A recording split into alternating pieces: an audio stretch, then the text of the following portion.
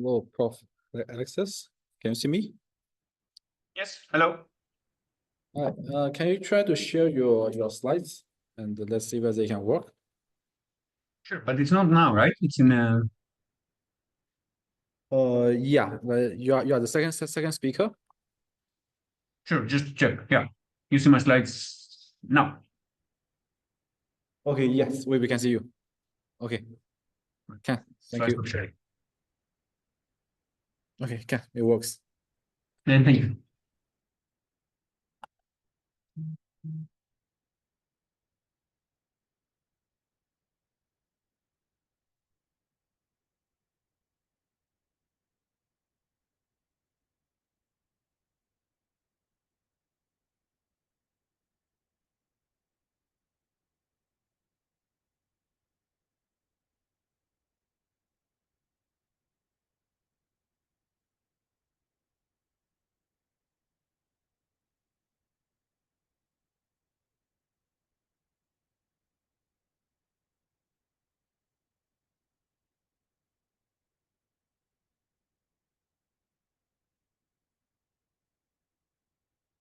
Okay, I think it's about time. So I start the workshop. Okay, welcome to the IROS workshop on the competition on the multi-robot perception and navigation challenge in logistic and inspection problem. My name is Dr. Yuan Shenhai from Nanyang Technological University, and I will be your host for today.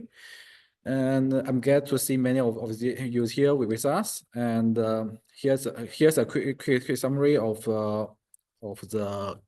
Hey, what happened?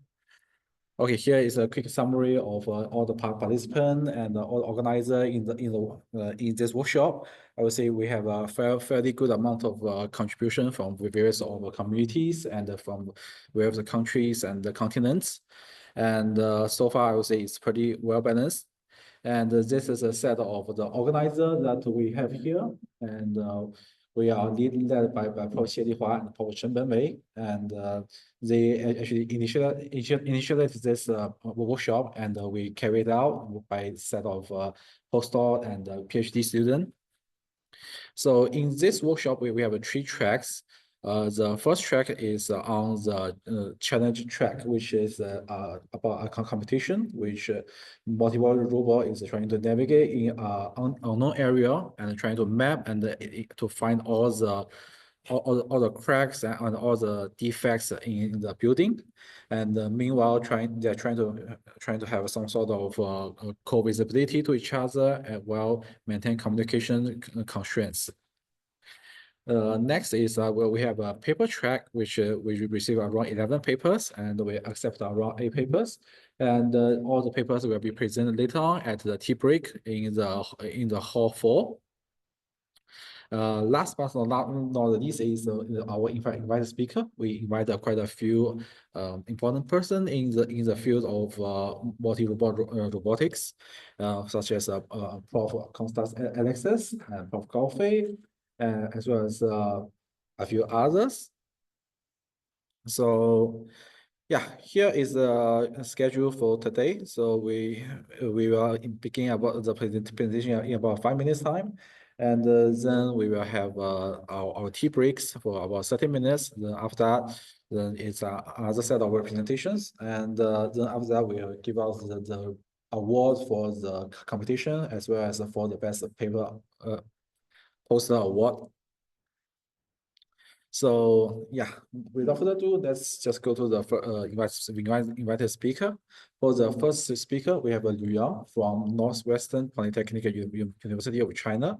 Liu Yang graduated from the Northwestern Polytechnic University at 2017, and after that, he actually came to NTU for a few years of exchange. Now he's an associate professor in Northwestern Polytechnic University. So without further ado, let's just give him a round of applause for his presentation. Okay, Liu Yang, you can go ahead.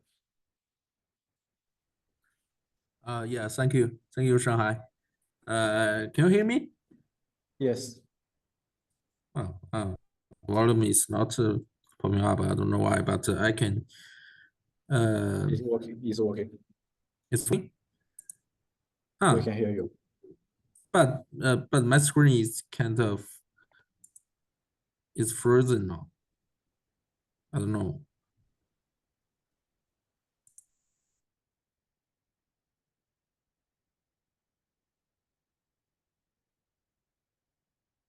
How is that?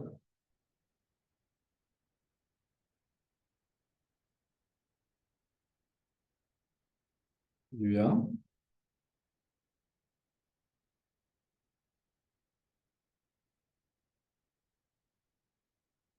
Hello, Liu Yang?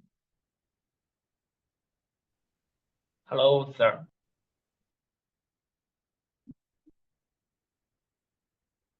Liu Yang, can you hear me?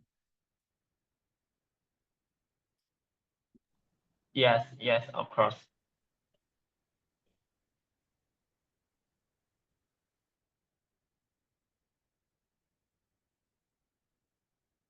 Liu Yang, can you hear me?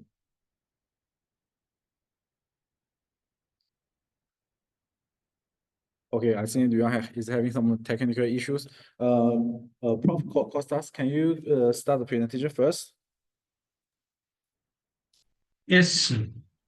Okay, that'll be great. Let me share my screen. Have to yeah, 1 second. Enable audio is enabled. Okay. So you should be able to share my screen. Yeah. And let me know if not. It's working. It's working. Great. So thanks everybody. I'll start talking about the topic I want to discuss with you today about autonomous multimodal ship ballast tank inspection. I want to excuse myself for not being there physically, just many things are running in parallel. I'm gonna be mostly about single systems. And for us, in this concept, it's about single systems that do possibly multiple deployments over different periods in a class of environments.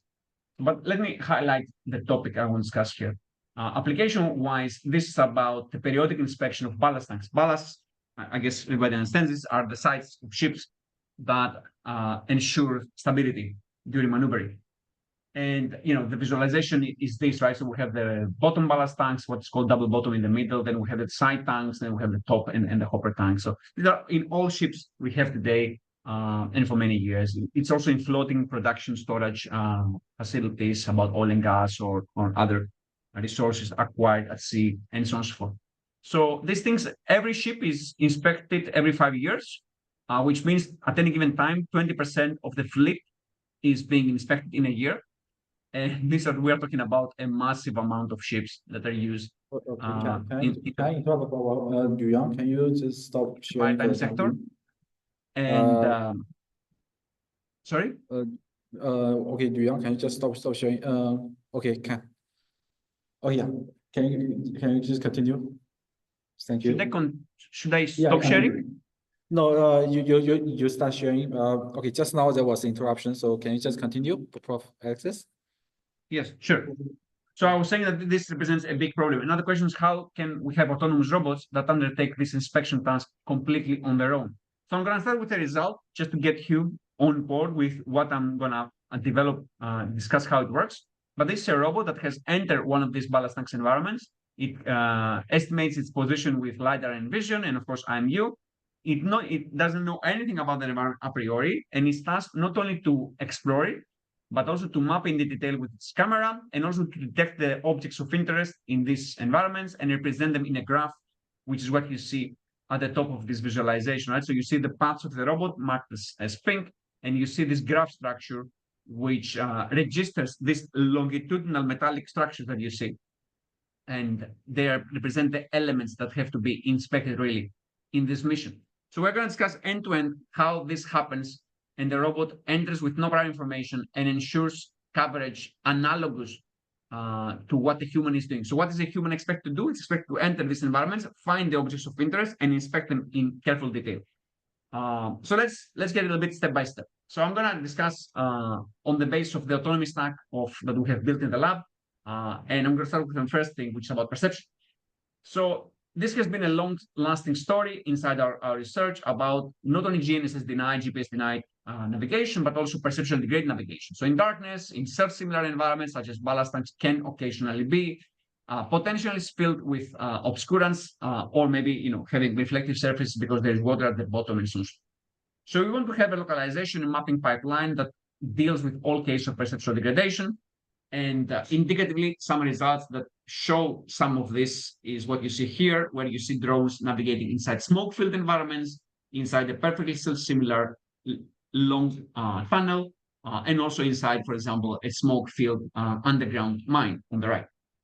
So how can we actually have this working? We have two basic types of methods built in our lab. The first is what we will have essentially as a cascade of techniques, which means that we are doing visual inertial odometry, thermal inertial odometry, and so on and so forth. And these provide priors and also substitute degrees of freedom, estimation of degrees of freedom, like position orientation, in LiDAR registration and mapping, in case this gets degenerate. So in a self-similar environment, such as this industrial environments can be, especially, for example, in a silo or in a very large cargo hold in a ship, we can have LiDAR degeneracy, and we detect it by tracking the eigenvalues of the Jacobian in the Hessian optimization set that we have here. And we also factorize a metric over how degenerate our vision or thermal inertial odometry is by taking essentially a metric over the size of the surface of the covariance ellipsoid through the optimality metric that you see here. Beyond this cascade, very recently we have tried to do tight fusion between LiDAR radar, as I'm going to discuss here, but also many other modalities, including vision, by attaching constraints from different modalities into a single factor graph directly. So we are not attaching odometry estimates, we are attaching directly the features, for example, from LiDAR, or for example, velocity factors from radar. And the formulation, for example, for LiDAR radar inertial odometry will be what you see here. We will be having terms from inertial. We are going to be having terms for LiDAR, representing, for example, corner and edge features, and so on and so forth. And we're going to have a velocity factor, for example, from radar. This was work that was published in last ICRA, and we have further results on it now. And we are putting it in a sliding window estimator, fixed lab, essentially formulation of the optimization. And we are solving for all the constraints in a single step instead of trying to use individual estimates from every modality. This, of course, gives best results and does not require us to explicitly say which modality is degenerate in what degree of freedom. We just use the constraints from all modalities and we get the best possible result from them. The only trick in that is appropriately weighting the covariances between the different modalities. So they all have to speak essentially the same metric scale. But what you see here, for example, is a perfectly similar tunnel. And we have all this data open, and we are soon releasing a version of this that is with ground truth with a Leica station. And you see that this fused result between LiDAR and radar provides persistent odometry in these environments, even though, for example, LiDAR alone has failed completely in the first few meters because they're similar, and radar gives high trip. And what you see here, for example, is that this pipeline allows you to operate these very dense areas with smoke, where if I'm sure you're familiar with RV visualizations, the cell there is just 1 meter, which means the LiDAR, it being an oyster or a zero, only sees 1 to 2 meters away with high noise even, just because of the amount of smoke. But naturally, radar penetrates environments. So I spent a little time on SLAM just to highlight that, this ability to operate in all conditions of perceptual degradation is key when we enter these industrial environments, and we want to have always on, always available, always correct operation. But let's go to the autonomy. So we have developed for a long time, a strategy or a set of strategies about exploration path planning. And, this culminated to a work that we did for the DARPA Subterranean Challenge, which concluded in 2021 and had the opportunity to win the competition by leading Team Cerberus, which was about graph-based exploration. Results of that are what you see here, where we had tested this across embodiments, flying, leggy, different types of flying, and so on and so forth, performing just volumetric exploration, right? The only interest of the robots were to just map the environment. There was no interest about how carefully they attend to surfaces. Do they guarantee that a certain object has been observed at a certain resolution, and so on? None of that was part of the consideration, but it was an efficient method to deal with a case of exploration. So we have taken this method. Everything I'm going to say from now on is also open source. We have taken this method and we have adapted it to the case of exploration and visual inspection of ballast tanks. What is exploration and visual inspection? Exploration is exploration, mapping the surfaces. Visual inspection means that especially the objects of interest have to be mapped with specific amount of pixels per square centimeter. We have to have certain resolution. And also typically it's about the viewing angle, right? It's not enough just to see from any possible perspective. You have to see from specific perspectives because the detail we're trying to detect here is very minuscule. So we have this method which is studying exploration and visual inspection, and it's doing so through bifurcation.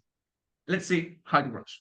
We have a classical volumetric exploration step, which builds upon the work I mentioned before from the graph-based exploration path planner developed for the DARPA challenge. And then we have another step on general visual inspection, which makes sure that the camera of the system observes the necessary surfaces from the particular viewpoints and from the particular resolution.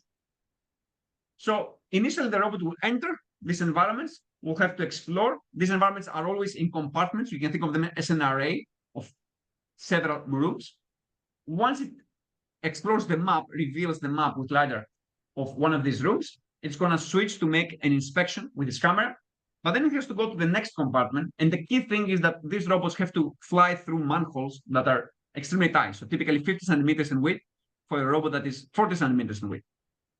So we explicitly detect these manholes and we annotate on the map their end and their entry point and so on and so forth. And this allows the robot to actually fly through.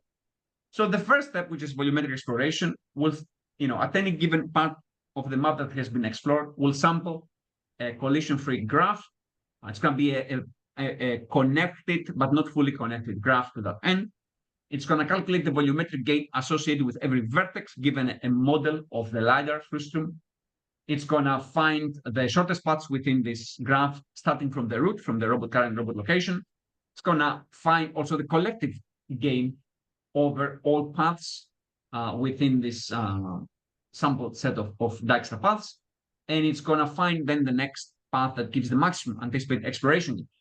The robot will do so, and it will update the map. The process will iterate through multiple of these exploration steps, typically 2 or 3 per room, up to the point that it finds that all surfaces have been explored, and it's doing so by representing the map in a volumetric sense, in particular through box.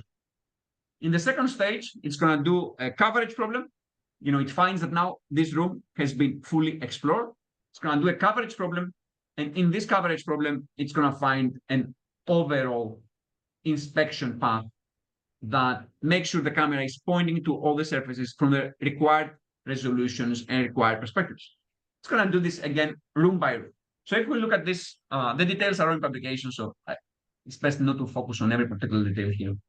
If we look at a simulation study first, just to understand how it works before we go to experiments, the robot will enter from this start location. It will have to go through all the rooms, passing through the manholes, and come back. So these are just indicative paths. And as you understand, the robot just not only explores, does the visual inspection. The visual inspection gives us a full mesh model And then you'll have to go through these manholes. Again, these manholes are just 50 centimeters in width, with a robot being 40 centimeters, which in simulation is trivial. Let's see how it goes in practice. So in practice, we have actually entered such environments in collaboration with several industrial partners. And the robots have been tasked to navigate and explore and visually inspect such surface. So let's see a simple one. Let's see a simple one first, where it has large manholes and therefore does not represent a navigation challenge, only an inspection task. So here the robot, as mentioned, very quickly now has finished exploration and performs the visual inspection task, and you see it focusing its attention to all the areas of interest from the necessary resolution and so on and so forth. Once it finishes this inspection path, it will now find that it can continue to the next room, will do exploration on this next room, and then now switches to this inspection behavior and so on. But that's a large environment. It's relatively simple, not really a navigation task. Let's look at here. So here the robot has to go through these manholes. They have different shapes. It picks the one that is simpler for it to navigate through, so not the oval-shaped one, and will fly through after it does, after it explores the first environment. So here it also made a small bounce, but likely it has collision-tolerant structure. The design of the robot is also published and so on and so forth. So we'll be doing multiple exploration steps of that nature. Here it's only exploration, just to show essentially how speedily it can do this first mapping mission, should be necessary. Again, detects all manholes, finds the one that is most applicable to it, and then also return. When it returns, to avoid issues with minor drifts of the map, it's not really backtracking the path. What it's doing is actually relocalizing every manhole and coming back to make sure that on relative coordinates, it remains correct and therefore ensures safe return to the homing location, right? So actually, it's not even coming back necessarily from the same manhole, which is an interesting feature. Just every time it assesses which one is safer for it. It's not necessarily that it's making the best decision. For example, here it went through the oval manhole, but that was the decision of the robot, and luckily it did so safely. And we can get good results in that sense. We have missions that directly lead us to digital twins. And we have on these digital twins the semantics, the structures of interest. So what eventually inspection is about is finding the visual condition and geometric condition of these longitudinals, the metallic bars that you see there marked as green, the brackets that you see as red, and also the anodes that you see as yellow. But we want to highlight that indeed, in these environments, at the end of the day, if somebody wants to go fully autonomously, note that if you deploy the robot and you are just at the top of the ship, at the deck, you won't have communications all around if you really go for a long mission. So safety is the most paramount importance. So beyond this exploration process where safety is guaranteed at the map level, which could drift at any given time, we have put quite some effort in the lab to create a second interleaved layer of safety through control, that is a neural control scheme now, that instead of just doing position navigation from A to B, assuming that the path from A to B is safe as derived on the map, at every iteration of a high update rate, 10 Hertz, 100 Hertz, we also check for collisions. So I'm going to show just two approaches for this. We have many now, and also in the, soon to be presented also in other conferences, and also in this conference with control barrier functions. But just let me show one. We get the partial state of the robot. We don't assume that the position estimate is correct. We just go up to velocity with any covariance ellipsoid that the estimate is coming through. We get also the depth estimate, the depth measurement, sorry, for, let's say, a depth sensor or from LiDAR. We then train an ensemble of neural nets just to model also epistemic noise.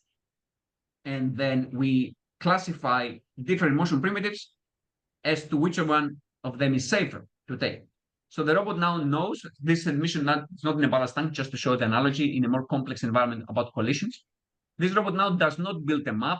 This robot does not really use at any given time the position estimate, only gets a heading direction and makes sure that it does fly in this heading direction by avoiding collisions. And again, it avoids collisions without a map. It avoids collisions without knowing the particular position of the system itself. This is not to replace collision checking at the map level. This is to assist safety in case the map has drifted.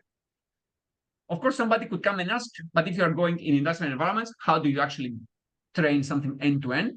And that's a valid point, because it's very hard to simulate all the conditions and all the visual conditions especially. So for that reason, we have modified the strategy to pre-train a latent encoding step with supervised scheme. And in this environment, in this scheme, allowed to also fuse real data. And this means that we are pre-training a compressed latent space of 128 variables that is then used for collision checking. And this latent space has been trained in combination with real data. And here we test in environments of increasing complexity, as you can see, and also with small objects, for example, such as ladders that we can have inside ballasts. We do this with supervised learning. We do this with RL. In our experience, the result is similar in principle. Just RL is a bit more tricky, but also gives more interesting flying behaviors. And I just want to give a point to a work that we present at this IROS about neural control barrier functions. Control barrier functions, of course, is a recently developed important field about safety. And we guarantee that the robot shall remain in the safety set and shall not crash, again, without access to the map, but exclusively the current observation from its depth sensors or LiDAR. And it's important that, of course, reactive techniques of that nature we used to have with potential fields and so on and so forth, but with no guarantees. CBFs now give us the avenue for a formal guarantee of safety. And what we contribute here is essentially a CBF that works directly on high-dimensional perception data, for example, from LiDAR, through a neural encoding step again that allows to reduce the dimensionality and impose the constraints for the underlying quadratic optimization problem into this reduced space. The details for this can be found in the presentation from Marvin Harms, the core developer at IROS these days. So with that, I want to just close with one comment and say that, I indicated that our robots have to fly in these very confined environments for ballast tanks, inspection, and so on and so forth. And I think one comment that you should have is, but how can you guarantee that no forcible collision takes place? And we actually cannot certainly guarantee. So recently we developed this machine motivated from these environments, and we intend to bring it to ballast tanks very soon. I believe you will like it. This is a soft drone that on every joint also has Hall sensors that allow it to measure the deflection of the arms and let the control strategy to exploit this information into adapting control location by being aware of the deflection of the arms. It crashes with 7.5 meters per second with no problem. It flies through areas that are more narrow than its own shape by being self-squeezed passively, just by the momentum of the motion. It recovers safely exactly because it also knows the deflection of the arms. We see that a control policy that does not know the deflection still regulates eventually, but in longer time and with worse behavior, and even does so in a vertical direction, which I think is quite interesting, right? So you have a robot that can very resiliently fly through very tight areas. And as mentioned, recover. So let's see also the larger video and indicate that the machine will recover safely after passing through this. So with all of that, I want to hope and indicate that we take the ballast tank here as an example of a challenge. We don't want you to focus too much on the practical problem. We want you to focus on the technologies that might be applicable to your own problems. And we want to highlight at the end that the simulator for everything we do about learning, the learning policies themselves now have also been open source. Our exploration plans have been open source. Model-based control for our drones has been open source, and so on and so forth. So we want to use. We recently released a new version of the simulator, and alongside that, we give policies for training, not only position control, for example, just with dynamics, but also directly from depth to action for robots that navigate and avoid collisions and so on. So everything pre-packaged already in the simulator and its examples. So with that, I want to thank you. Kindly excuse again myself for not being there physically, and happy to take any questions.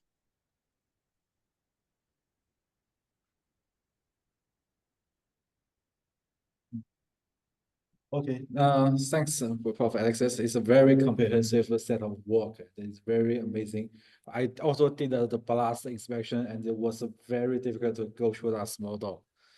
Okay, to the audience, do you have any questions for Prof. Alexis?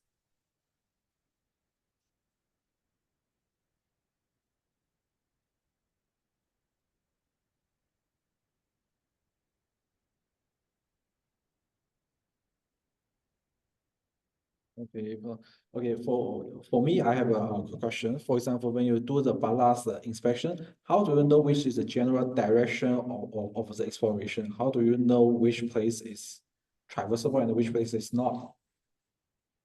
So we utilize the fact that there are manifolds connecting the different compartments as a guidance about what is the next step. So every manifold, which is an access to the next compartment, is used to say, I finished this room. So every room essentially is enclosed in walls. So this is used to say, I finished this room, and then the next manifold gives me access to the next one, and the next one, and the next one. So essentially the robot, if you think of it from a graph standpoint, it has to have explored all the compartments that are neighboring those that it has already seen. And essentially, this means that it has covered all compartments and come back within its flight time. This is actually not feasible currently. These robots fly for 10 minutes or so, and there are double bottom ballast tanks that might require kilometers of inspection if you were to inspect them in full. People do that. Currently, our robots cannot do that, and I don't think there's any robot that can do this at this point. There are avenues, for example, by deploying the robots from different openings here and there. But I must honestly say that the only avenue to do this with robots is to speed up the mission. And this is why we focus so much also on reactive safety, because we want to do the missions with much higher speed and entertain this both from an industrial standpoint to give robots that autonomously cover all the areas from a single deployment. But also from a research perspective, is an interesting goal just to go with high speed in these highly confined environments. Okay. Okay, I get it. Okay. Thank you. Does any audience have any other questions? Hey, hello. Hello. Thank you, Prof. Alexis, for the presentation. So I want to ask a question about the path planning for the coverage inspection. I see that you have a very impressive track of work on the exploration and exploration in the confined area. I remember I tried your GB planner in the Caddy Commission, and I think it kind of it doesn't work as well. Can you explain to us like what is the underlying assumption on your exploration works, and then how we can adapt it into that kind of like a structure inspection problem? I think I missed a small part of the question. You mentioned where it's not working, but I didn't hear it. Can this be repeated to me? So we tried the GB planner that you developed for the DAPA Yeah. challenge. Hello. Yes, but it didn't work in what condition? It doesn't work in the sense that it doesn't go very intuitively. So it goes from one end and then it went all the way to the other end. As in, Yeah, like for the structure inspection, we usually kind of expect the drone to follow exactly. the Exactly. surface. I want to clarify that GB planner itself is not an inspection planner. It's only exploration. So the only thing it cares for is doing efficiently every iteration by iteration. But inspection, which is what we show here, for example, in this work, means that once you develop a sufficient model for your scene, you want to use all the map directly, or the part of the map that you carry anyhow, for calculating one optimized inspection path that, for example, covers everything at minimum time. This is a different problem. This is a coverage problem. And in the work I showed here, we solve this as a different step. We are still using the graph structure from GB Planner because it was sampled already. It is sampled already, so why not using it from a computational standpoint? But we calculate differently the coverage path. So you're absolutely correct. GB Planner is not made as it is the method that you currently have open source. It's not made for the inspection path. We have, if you go into a little bit, some of the forks and develop and branches and so forth, you're going to see some of this work already there. But very soon, also, we are releasing GB Planner 3 that will just have officially with examples the different modes that we are discussing here, inspection and so on and so forth, so that you can use it for inspection as you probably want, as far as I understand, and not only for exploration volumetric. Okay, thank you. Thank you very much. Yeah, thank you. Okay, is there any Excellent. other Thank you. question? Yeah, okay. If not, we will move to the next speaker. So let's move back to Guillaume. Guillaume, are you ready? Guillaume? You hear me? Yes, I can hear you now. So I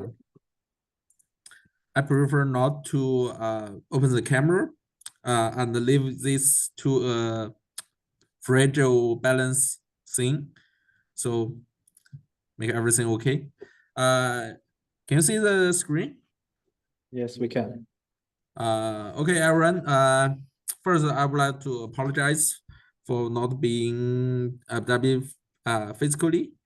And today I'm going to talk something about the multi-source information fusion for reliable localization in GNSS denied environments, which are basically our recent works. First, as we all know, the global navigation satellite system is not it's a powerful tool, and basically we believe it's maybe a most powerful source for robotic application in recent decades, maybe. And there's a lot of platforms use GNSS to navigate itself in all kinds of environments, but like the cars, like the inspection UAVs, and but the GNSS system is not always reliable. It do not provide service like everywhere. For example, when we are doing some facility inspection, for example, download a bridge, and also in some closed tunnels, and also indoor rooms, and the signal can be quite weak and cannot provide accurate localization information. And more seriously, recent years with the development of equipment such as like the software developed radios, software defined radios, some malicious attacker can use those kind of device to copy GNSS signals and replay it to generate wrongfully localization information to induce some platforms or to get it to the wrong position or wrong self-conscious. So we can know that GNSS is powerful, but not like that mighty in like every corner. So recently we begin to turn to use perceptive sensors, just as Professor Alexis talked about a lot. We use perceptive sensors to aid the localization. And like the cameras, actually cameras are mostly commonly or frequently mentioned sensors used for navigation, and also the recent developed radar, LiDAR sensors, and also other kind of vision sensors or active vision sensors. And we also make some milestone works. This here we only mention a few. They make remarkable results or remarkable performance, and to achieve quite good results in environments, mostly in all various environments. But we all know like using one sensor is not reliable enough, and in more challenging environments, we use multiple sensors. We can take the accuracy and reliable of the localization to a new level, like what we do in the Vero framework. This is Tianming's work in 2020. That we can fuse a lot of multiple LiDARs, cameras, and UWB sensors to achieve more reliable and more accurate localization. And also in the HERO framework from a Nebula team of the Sartoretti, and it's almost like fuse every kind of perceptive sensors. To use this kind of framework actually can like fuse everything to achieve reliable localization in all kinds of environments, in very challenging environments like the subterranean environments. And yeah, use those kind of sensors, we can greatly reduce the effects such as all kinds of interference and also environmental degradations. The effects can be quite can be reduced by a lot, and also we can make a better localization performance. And with this capability is strengthened, we can move the robots to more general environments, to more general scenarios, and we can use more general platforms to carry out various works. And also recently, we are like focusing on using more those called structural information, because most of the scenarios we try to use robotics are man-made environments, and it contains a lot of man-made stress, such like structure informations.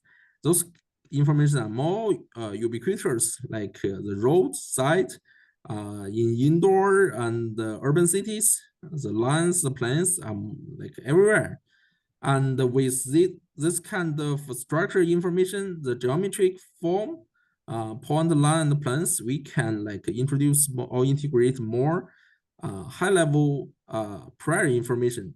We call it structured prior information, such as parallelism and orthogonality, and also all kinds of angles, distances. We can use those kind of information to like to define the features, define the relationship between features, which we call the structural information. So focusing on those structural information, we recently we developed two kinds of method to like improve the performance of the localization. First, we try to use structure consistency information to improve the front end of LiDAR odometry system to improve the feature association process. And also we use structure prior information, which we define as metric or angular information between the features to improve the optimization. That's by like we formulate new factors of the optimization.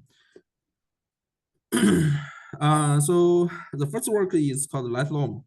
It's a lightweight localization and mapping framework. Generally, a LiDAR-based localization framework contains several processes. For example, like the silent feature selection, and we get the feature matching to finally we can use the matching result to generate backend post estimation. And during the feature matching process, the roughly matched features may generate the first stage. We call the first stage localization error, because roughly matched features means the residual term is not correctly calculated, so it introduces a first stage localization error. And on consider to reduce the matching error, we develop a two-stage feature matching process. And first we generate an initialization of the matching results by using some method like the kitty tree based method to generate some candidates of the matching.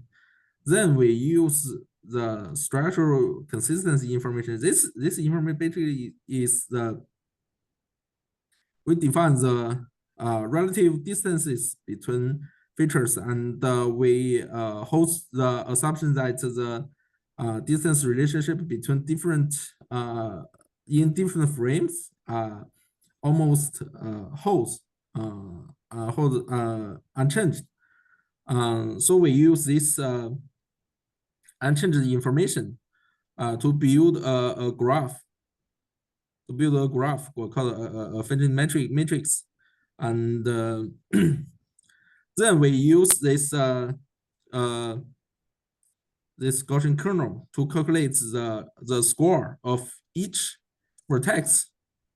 With we call it the distance of each vertex with its neighbor its neighbor points, and then we solve this each point to like get the most reliable match by its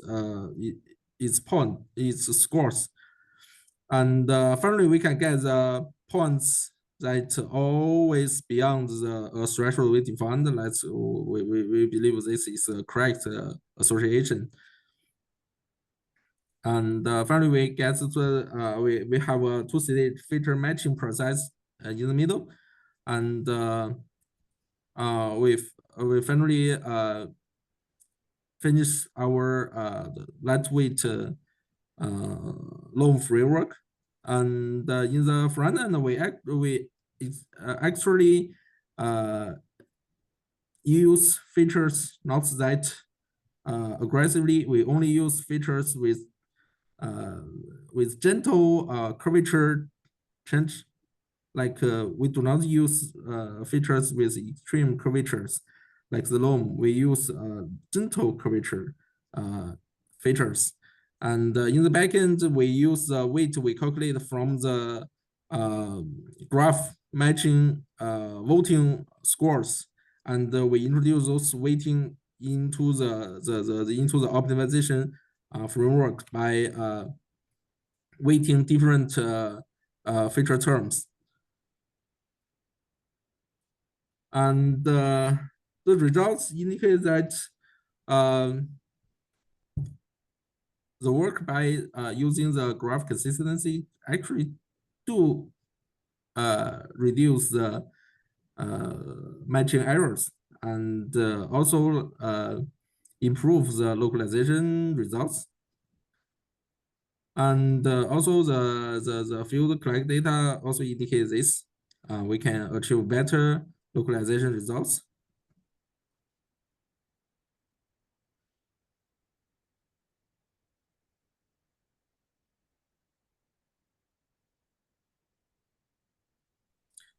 And the second part is like we use struct prior information to aid the localization. Actually, this work is when I'm doing postdoc in NTU and with Shanghai, and during that time's work, and the idea behind this is like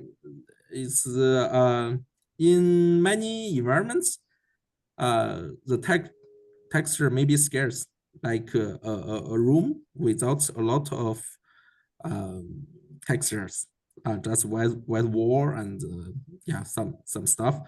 And in those rooms, the structure information can be more reliable. So we can use like lines and planes to enrich the features to have more feature hints. And also with this line and planes, we can have more structured properties. Use these properties if we can get some prior information. For example, we can have a size of the room or the height of a door. Those kind of information. We can also use this information to improve the localization results. That's the basic idea of this work. A simple figure is like this. In most localization frameworks, the below circles are factors like the states of our platform, the localization, the performance need to be localized, and the up circles are landmarks with different form, like the lines, planes, and the points. Usually we consider those points are independent, or those features are independent. In our frameworks, we consider to connect them, connect different features, like we can connect the like the pi1 and L2 with an edge, indicates that a line is on a plane or a line is orthogonal to a plane. We can have this kind of constraints. So we can have extra blue edges to constrain the optimization.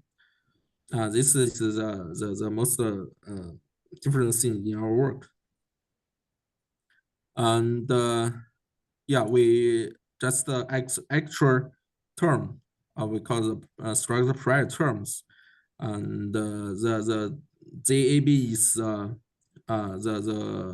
observation from the prior information. For example, we have a map, we have a scratch of our environment. For example, like a tank in Alexis, Prof Alexis, we can have the size of its of the tank. Yeah, and yeah, with the idea we build a flowchart of our structure prior edit, and we also use the inertial navigation system. And in the structure formulation part, here we consider more generally more generally defined structure information.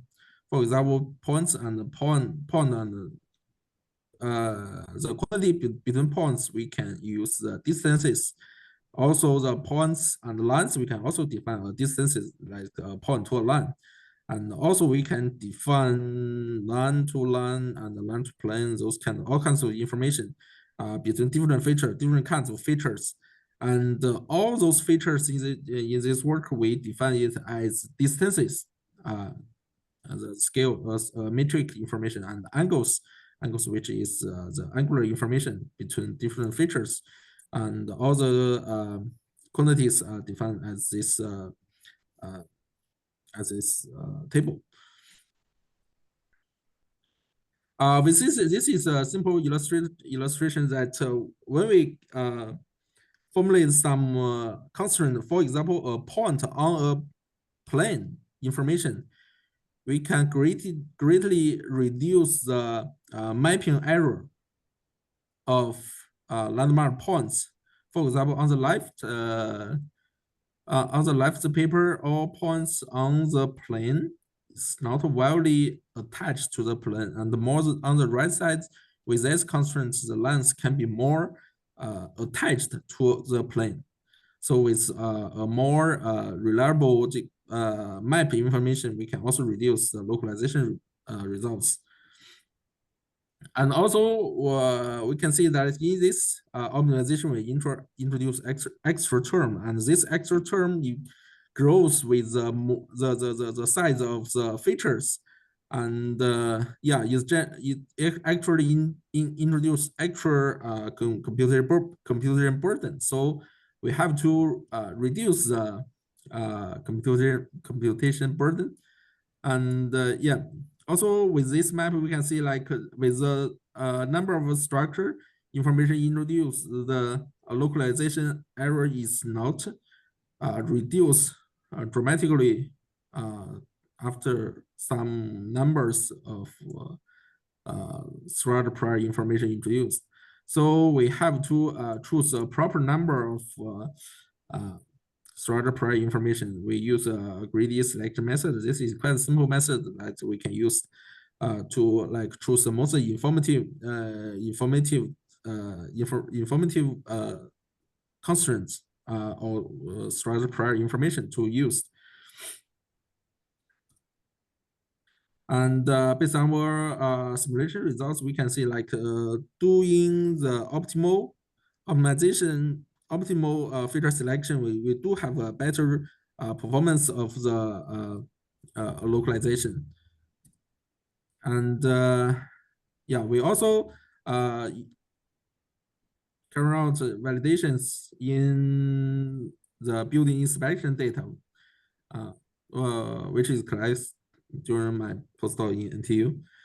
And yeah, on the left video is we use both LiDAR and camera sensor to extract point, line, and plane features to achieve better results of the localization.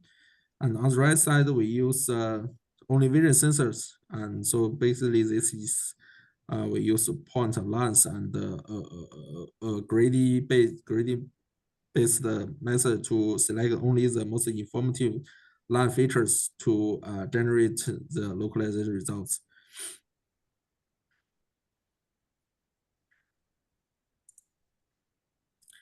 And finally, we talk a lot about the scenarios with structure information, but finally we come to a we cannot avoid the situation is that not everywhere has structure information. And there's a lot of scenarios without any structure information or very light structure information. For example, in our in China, there is a very frequently mentioned word called low altitude economy now. And in those environments, the structure information is not that obvious because most of the platform we use are flying in like restrict area or some more natural areas. In those areas, the structure information is not that silent. So we have to make other choice to like improve the results, the localization results of current frameworks. For example, we can see like for eVTOL platform, fixed wing, vertical takeoff first fixed wing platform, the environment can be highly dynamic because the UAV can fly over 20 meters per second, or on average, it can achieve like 40 to 60 meters per second. And the texture mostly on ground are not that silent, and also there's almost no structure information. And the sensing distances should be longer than 50 meters because when the UAV is flying like at least 30 to 40 meters, and in most cases it should be the sensing distance should be over 100 meters. And for those kind of fixed wing platforms, the velocity information is more critical for yourself to hold the proper navigation status. And yeah, with those with a higher altitude, the weather condition become a key factor that affects the sensing results.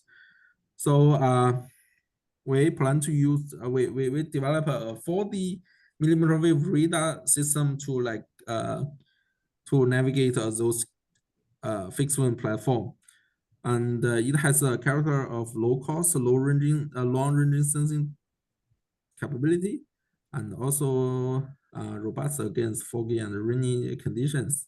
And the most important is to provide Doppler velocity. The Doppler velocity can be calculated without any like frame to frame and association, and can be calculated instantaneously.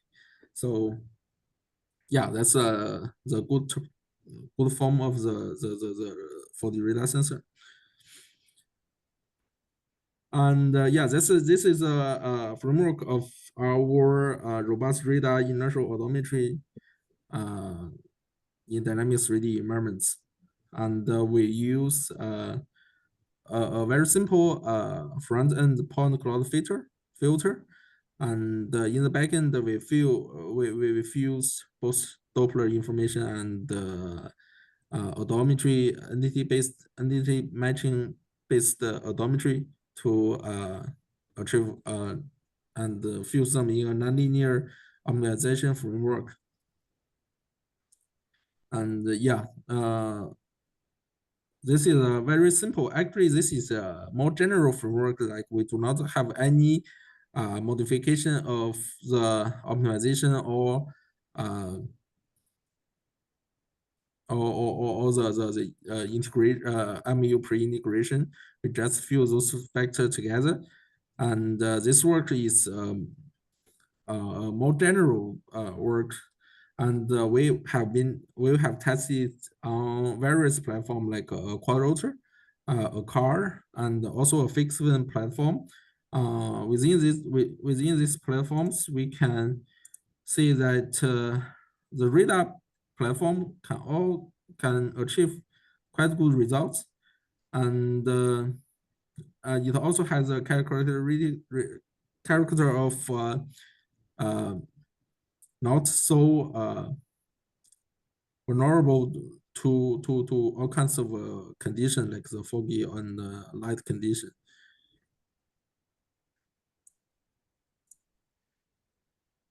Yeah, we can use the radar to achieve localization in dense environment. And but we found when we use those fully radar in a higher altitude, the structure information, the landscape information become not that silent, and we cannot use radar solo to achieve the odometry. Just like we mentioned here, we use NDT based odometry. This part of work may not work properly because we cannot always achieve successful frame to frame association, just like this, when it has no any structure information at all. But we found that during this kind of platform, those kind of scenario, the information from vision sensor can be quite obvious or quite silent. So we choose to fuse vision information and radar information together. And also we try to fuse the dynamic model of fixed wing UAV in together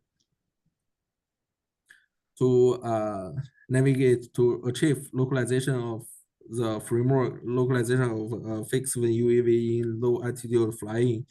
Especially this was used in a scenario of the electrical line inspection task. Yeah, you can see the inspection line here. And especially we use thermal inertial odometry work to achieve a vision-based localization solely. And in the front end, we use a super point plus super glue front end to achieve reliable acceleration. We use this because during a fixed wing UAV flying, the tilt of its platform can greatly can generate greatly point shift. So we have to use a more quick and more reliable registration framework. The original point extraction and the tracking works may not work properly. For example, like the ORB or the LK-based tracking frameworks do not work that proper.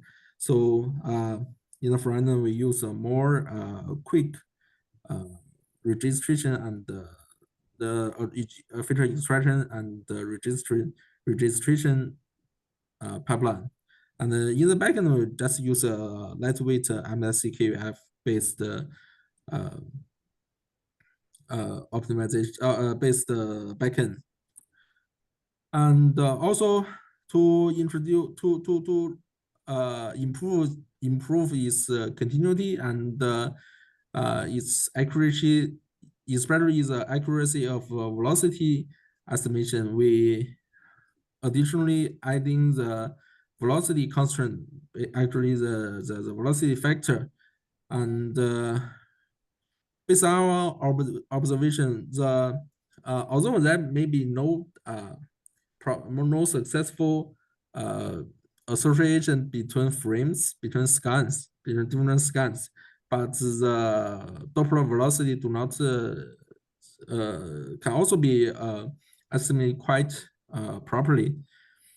And yeah, finally we use a vision sensor and a radar sensor together to achieve better localization results in both precision weight and the precision weight and the velocity term.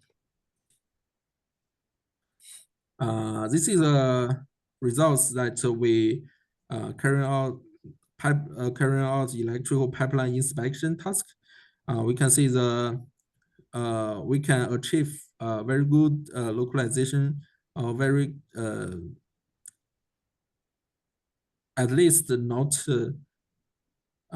divergent results of trajectory.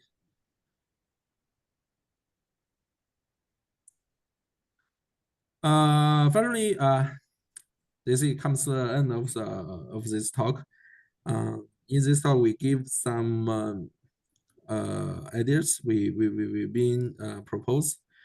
First, we use structure consistency to inform the feature association of LiDAR-based front end, and we also investigate on the structure prior information, like the distance and angles between features to improve the backend optimization. And when there are no features, we use instantaneous measurements like the Doppler effects to compensate for odometry failure and in those structuralized natural environments. That's all for my talk. Thank you.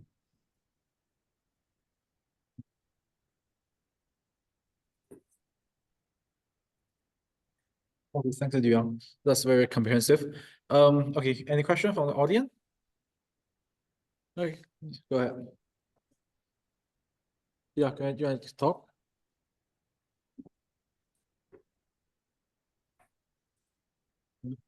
Hello, Prof. Can you hear me? Yeah, sure. Go ahead. Yeah, I have a question about your work about RIO. And as we know, the point cloud from radar is sparse. So how do you match two point clouds from radar? Oh, yeah. We use 40 millimeter wave radar, and actually every scan of it is about like 800 points. And you can see the picture. Can you see the GIF here? Yeah. In those structure-rich environments, the registration between frames can be achieved. But in many like aerial flying robots, like the fixed wing platform, the points is like this. The first picture of this, so do not have any texture, any structure information, so it cannot achieve any association between scans or between frames. But when you use in a dense environment like this, you see there are a lot of man-made structures, or you put it on a very low altitude, maybe like below 10 meters, and yeah, like this. So it's on the ground, almost on the ground. So there's a lot of points reflection. Those points can be used to achieve proper association between frames. And in our work, we use the NDT-based association, NDT-based point cloud registration. Okay, thank you. So you use the NDT method to align two point clouds, right? Yeah, in this work we use NDT, and in the later work we just abandon the registration between point clouds because we do not have any chance to like always achieve successful registration in a whole flight. So we just abandon it here. Yeah, this part, scan-to-scan registration cannot be successful achieved. We just use is ego velocity. Okay, thank you, Prof. Okay. Thank you, Guillaume. So I think that, we have a next Yeah, speaker talk too online much. already. So, okay. Yeah, thank you. Okay, thank you. So for our next speaker is Hannibal from Richmond University. His talk will be focused on UAV system for area manipulation tasks with emphasis on inspection application in hard-to-reach environment. The presented UAV are capable of performing inspection operation in various scenarios by leveraging advanced control strategies and adaptable configurations. Approaches for area manipulation will be discussed as well, highlighting how this system can be utilized in different scenarios, where the conventional methods are often limited. The key experiment result and the insight will be shared in this workshop. Let's welcome Dr. Hannibal Pao.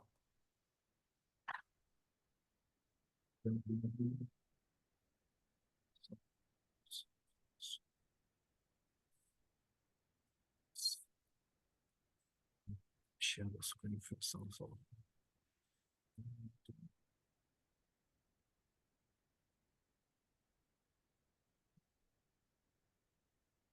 Just press this to go. Yeah, we also can. Well, hello everyone. My name is Hannibal Paul from Ritsumeikan University in Japan. First of all, I would like to thank the organizers for inviting me to the workshop. So today I will be presenting some of the works that was done in our lab and the ones that are currently we are doing, not something that's like an algorithm in particular, but several works. And they're basically in video formats. I hope you would enjoy it. So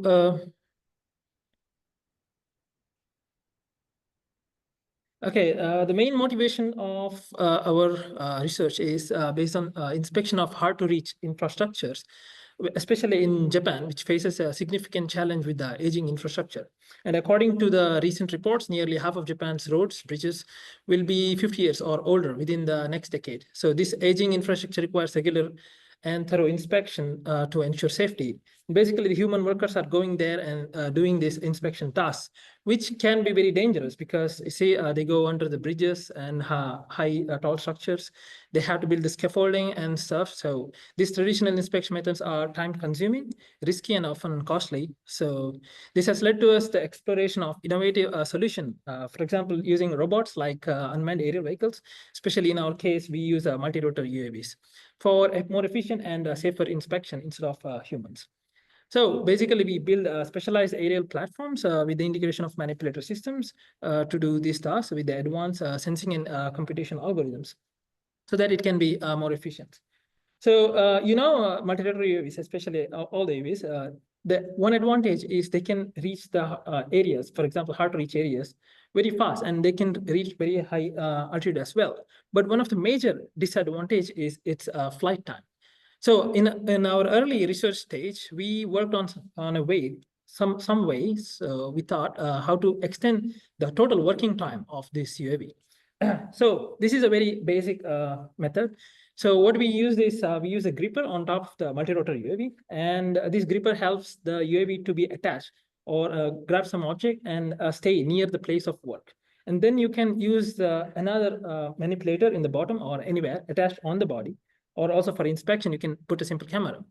So the advantage here is the UAV itself can be docked or attached near the place of work. So your total working time is extended.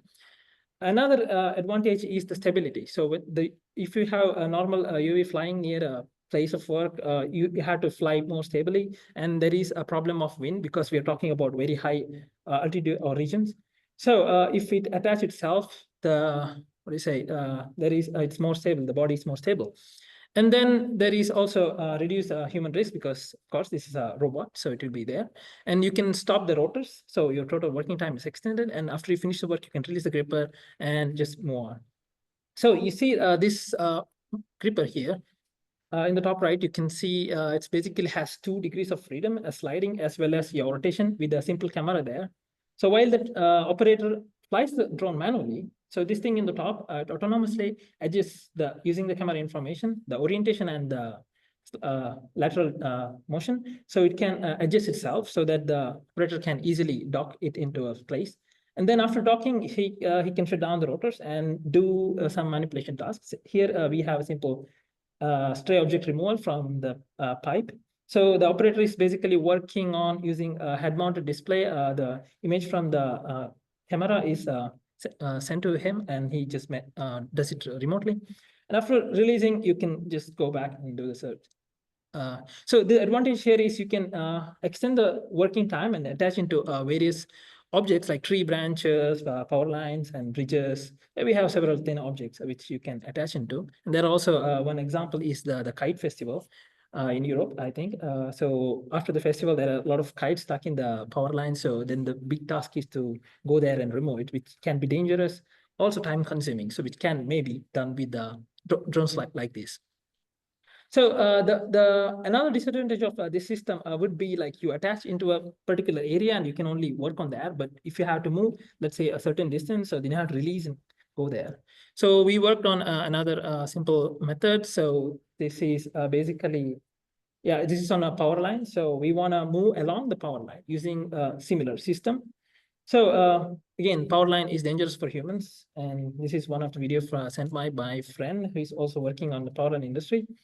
So using another method, so we have like rotor wheels, which can move along the power line. So simpler method here, we don't use a gripper, but like a fixed system. So cannot call it passive because it's attached on a drone, but it's fixed on top of the drone. So here the advantage is you can basically displace along the power line or a pipe or something like that. So you have a video here. So on the top of the drones, you have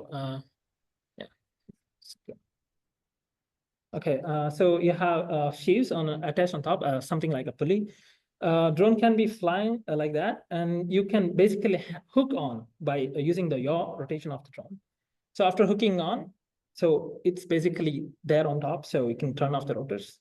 You don't have to use the rotors now, so you can just use the motors on the sheaves, which is like a pulley, and you can basically move along. So this can be used for inspection of the power line itself, or if you have some region below that you have to inspect, so basically mapping or something, so it can be done without using the full weight or the thrust of the rotor. So it's would be much simpler.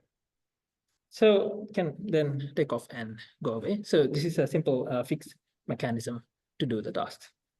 So this was our way of finding some method to extend the working time of the UAV. So moving on, I would like to show another one of our research where we tried to do a multi-purpose drone. So this was actually intended for disaster response drones, but of course it can be used for other kind of manipulation tasks as well. So in this, what we try to do is like we wanted to achieve several different tasks. So we consider basic tasks like this, carrying object, or large objects or simple small objects, or also try to avoid obstacles with that. And also, of course, you can use it for landing on non-flat region, which is a major disadvantage for vertical takeoff type of UAVs. So we multi-purpose, and of course we have multiple robotic arms attached on it.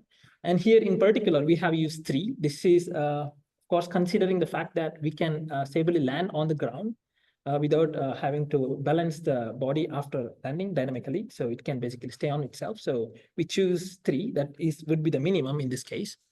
So I have a video here showing the demonstration of various tasks that we achieved. Of course, in this case, we try to do it manually. So you see a three-arm rotor drone with the RGB camera, which is mounted on the bottom because most of the working region is on the bottom, and we have ultrasound distance sensor on the tip so that we know the distance to the object or a surface. So we carried out several things that I just showed, applications, carrying large objects, carrying it from one space to another, just dropping it. Of course, it may not be able to carry heavy objects because of the payload restrictions, but simple objects.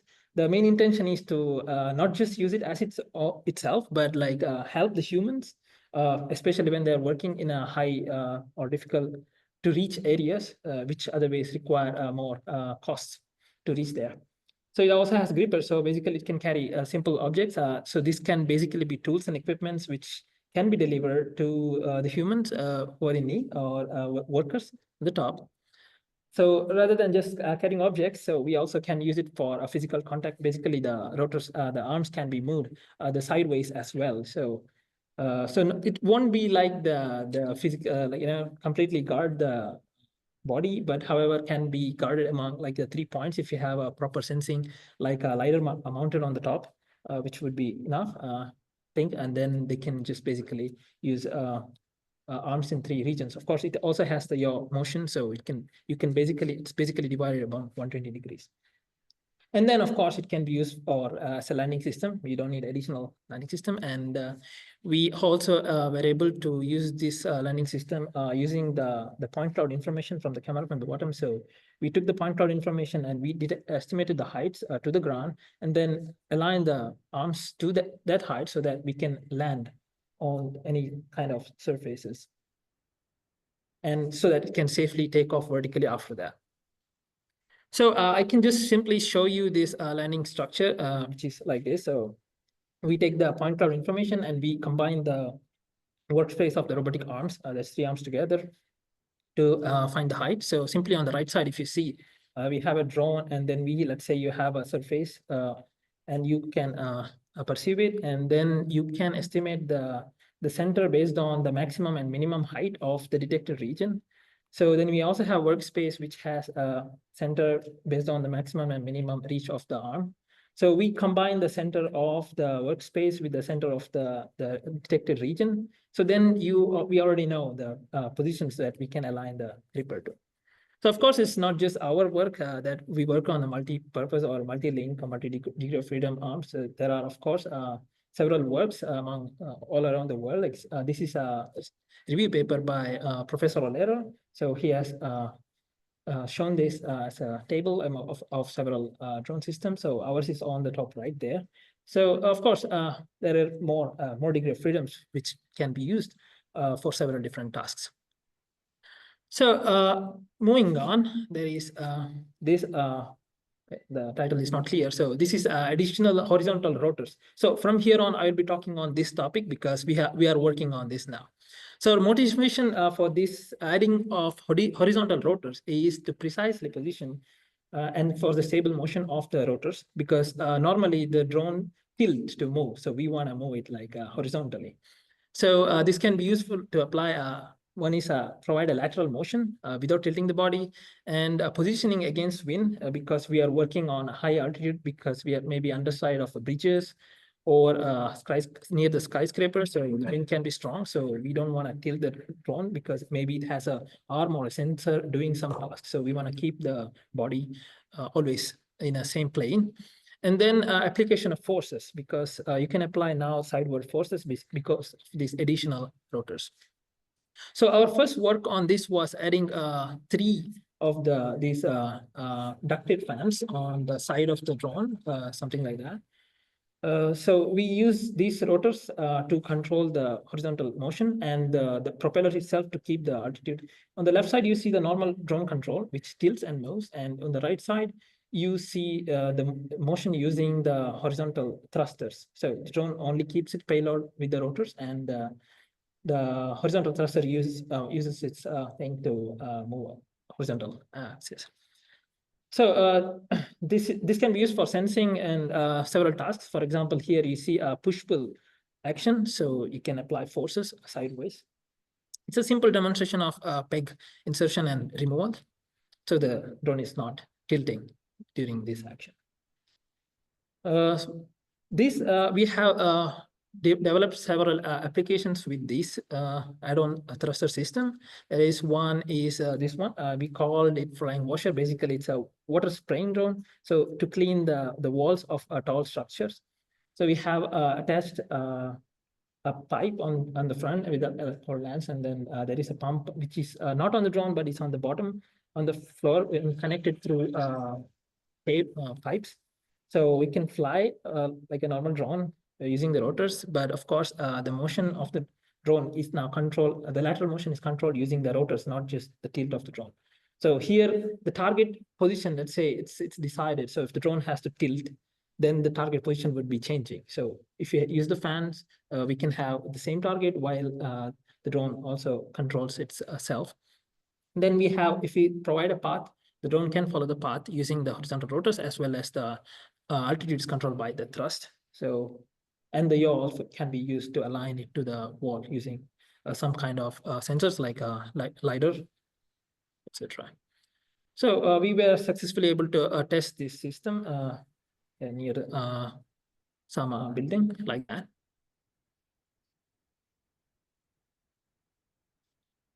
And then that is limited to the horizontal motion as only. So that because the rotors were fixed, the sideward rotors. Here we have another example where this horizontal or sideward mounted fans can be moved. So we use this on application like landing on a wall and operating it, applying torsional force now with the same rotors or the sideward mounted ducted fans. So after landing, of course, this already landed, so we can use the fan tilt and move it with any direction we want. So we can open or close valves, which can be difficult to reach by humans. But yeah, in reality, there may not be a particular valve that has a large area around without obstacles. But this is just a demonstration of the task that we can apply torsional forces as well. So that was just 3 examples of the horizontal rotors that can apply force in horizontal direction. So, but till now, the 3 things you saw, these rotors are not integrated into the system of the UAV. So they are basically add-on, they're separated. So you may be wondering, so will it not affect the flight of the drone itself? Won't it disturb it? Of course, as you all know, this is a simple example. We show that a drone, when we pull with rope, or this can be the same problem with the wind. So you pull it and it tries to go the other way, it tries to fix itself because drone has its own sensors, or maybe we use its own positioning system. So this is a problem. Of course, to some extent it may work if it is slow, but if it is a large change, the drone will fight itself back.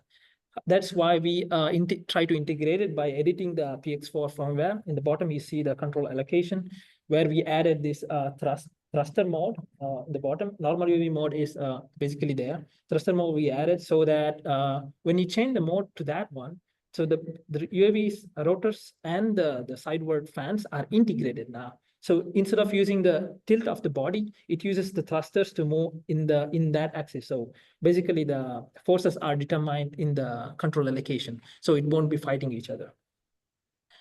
This work is actually available open source. I didn't put the link here, but if you're interested, please look into it. So to test it, so of course, we have a paper which is published this year in AIM. So showing a demonstration of tilting as well as motion. So we did several tests with single, dual, 3, and 4 thrusters. So here you have a single thruster. So since the control location is combined, so after normal mode, you see, so when the rotor is available in a certain direction, so it uses that one. If it is not available, it uses the tilt of the drone itself. This is a 2-rotor case. So now to and fro motion can be controlled with the fans instead of tilting the drone. In the other 2 cases, of course, it uses the tilt of the drone. This is 3-rotors case. 3-rotor is a minimum case where you can basically have planar rotation, planar motion in both axes. But of course, it's the thrust may be limited in certain direction because of the limited reachability of the rotors. Another is the 4-rotor case, which would be the best among the first 3 or 4. So it can basically have all the motions if you switch the mode to the fully planar mode.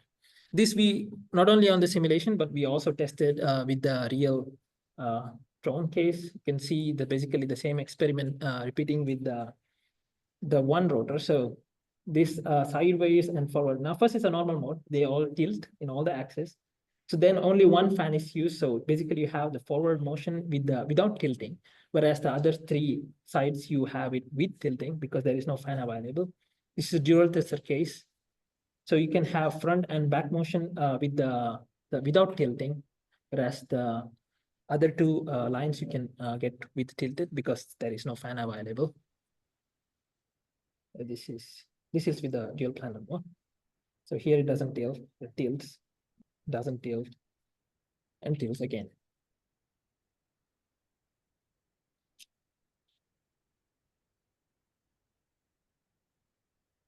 Yeah. So this why we need it. Of course, we can have planar motion. This is also useful when we do inspection or physical contact with the surfaces. Sorry, what do I have pressing? Oh, opening the speaker. No.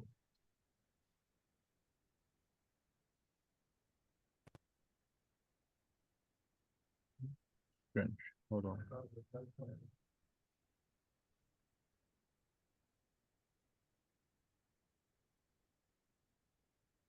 Test. Okay, should be okay. Well, yeah, should be okay. Yeah, go ahead. Okay, thank you. The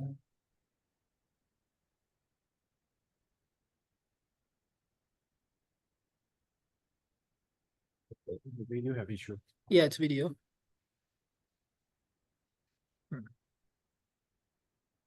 It's not playing. This is a special encoding one. Okay. Okay, on the left side, I had a video with tilting and of course, with tilting, of course, it's possible to do physical interaction. On the right side, we have a video where it doesn't tilt, but uses the horizontal thruster to engage. I'm not saying we cannot do with tilting. Of course, you will be able to, but it's harder to maintain the position near the wall. Not just maintain the position, but also fight the wind as well as applying force. This is the biggest challenge. And if you have these rotors of the drone, keeping the total payload of the system and these horizontal road thrusters, which will be doing the motion as well as applying forces, which would be better. So we use that to basically put ultrasound thickness measurement unit on the center of the tip of the unit. So basically we can have a motion in sideward direction doing the thickness measurement. So thickness measurement is required to find the rust in the chemical tanks or structures. So we were successfully able to test that. Of course, the arm now this is fixed, and we use the ducted fan on the backside. So major problem is this is not the only case, right? So when you talk about infrastructure inspection, the surfaces can be curved of various angles.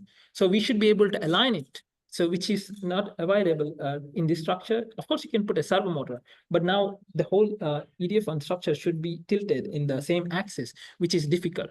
So we are working on such a system right now, which is basically a tiltable frame system or transformable frame. And this is not new because we already have transformable frame system developed by several researchers already. In the left side, they made it so that it can squeeze in and go through obstacles. In the center, we have another system from another researcher. They have ducted fan type UAV making various shapes and doing the valve operation and other different tasks in their different papers. And on the right side, we have another system which uses a tilted rotor system, which is also similar to the Bolero system. So they can apply a thrust in a different direction while holding the position in air. But what we want to achieve, which we want to make it different, is this. Instead of adding the tilted rotor itself, so we can have a rotor system that is always pointed upward so that the whole payload of the system can be maintained with the same rotor system, and then uses a different fan so that we can apply forces.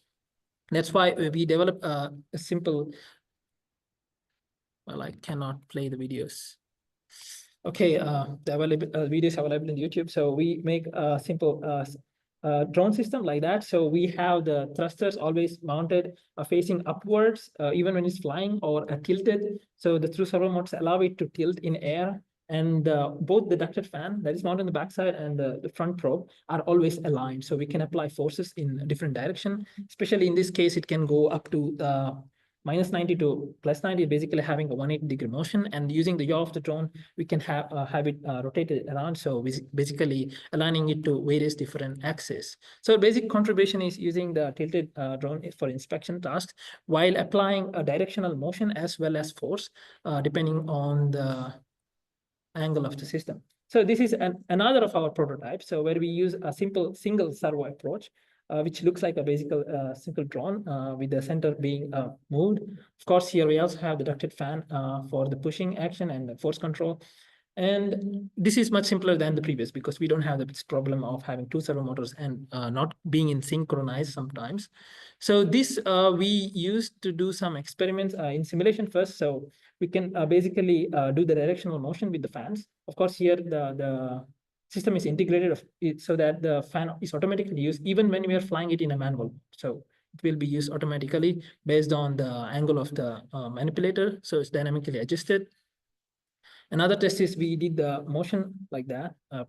So we changed the angle of the manipulator in different cases to see what the drone is being used depending on the motion. So you see the rotors cannot be used right now because it's pointing upwards. The drone tilts basically. In this case also the drone tilts.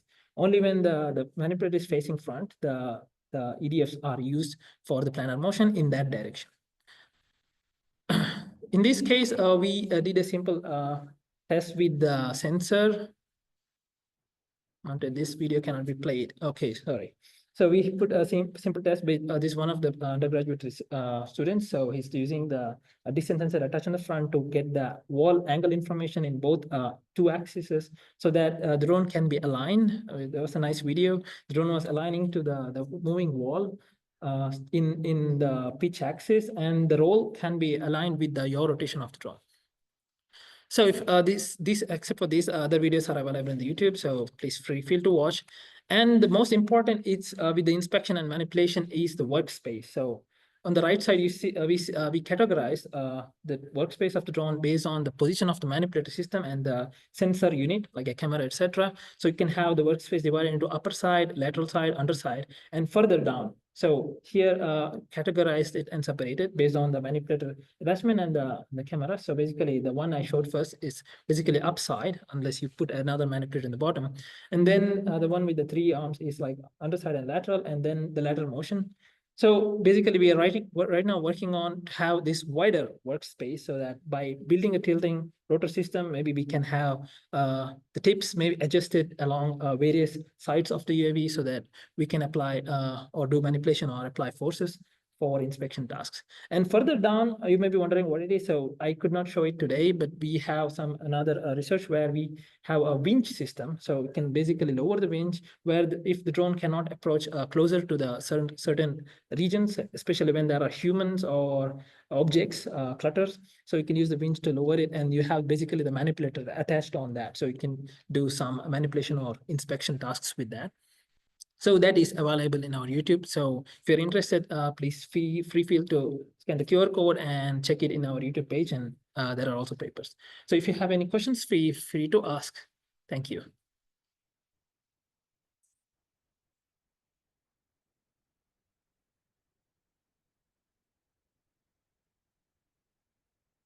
All right. It's nice. I have a quick question. Have you commercialized any of your solution already? No, we haven't. So we are right now working, started working with some companies, so not yet. So if you are interested, please feel to collaborate with us. Yeah, I today show you an email. We have certain client who want the kind of solutions. Yeah, please let me know. So thank you. Very happy to collaborate. Yeah. So for audience, is there any other questions? Yeah. So your vertical thrusters and the horizontal thrusters, all need the same power? Like what's the ratio between the two of them? Power. Yeah, like not like thrust, right, that they have. The thrust, so we are using ducted fans on the side. So basically, it's not regular like the rotors we have on the drone. So we are actually having problems there. So the ducted fan has directed thrust, so Yeah. it won't work the same way as these rotors. So we are still having problems. So we are thinking maybe put the normal propellers there as well, because that would be more, because the calculation wise, it's also harder. So But what you want to do is have the same amount of thrust.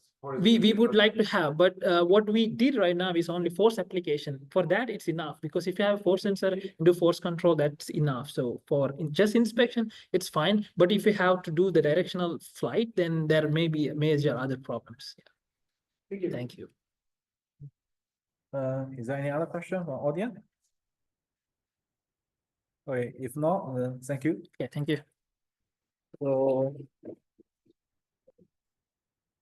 Okay, we will take about half hour break for the poster section as well as the copy section. After that, then we have a presenter from Prof. Guillaume Sartoretti and Prof. Gaofei and Prof. Zhou Boyu. So then we will announce some of the award winners. So yeah, we'll come back about 4 o'clock. Okay, thank you.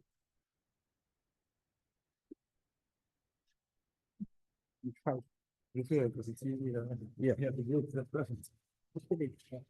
Okay, let me make it in front of your face. That would be easier, right? That's some videos didn't play. It was Okay. So this one, so shift. It's not selected. Eh? The last one is still not published. So Okay, you said okay. if you have some collaboration. Yeah, I can talk to you afterwards. Yeah. What room is the poster presentation? Supposed to be all it hall 4. Hall 4. Yeah, the main Oh, one. okay. Yeah, same one. Yes, it's pretty far away. You guys are assigned. No, there's no. You see a white place, you just place there. Yeah. Yeah. So. No. Yeah. Oh, wait, just. Yeah, so the thing that it was the people this morning, so you know, it's not bad. It's most probably it's an Yeah. It was signed this morning, but it sometimes happen when certain drivers are not updated.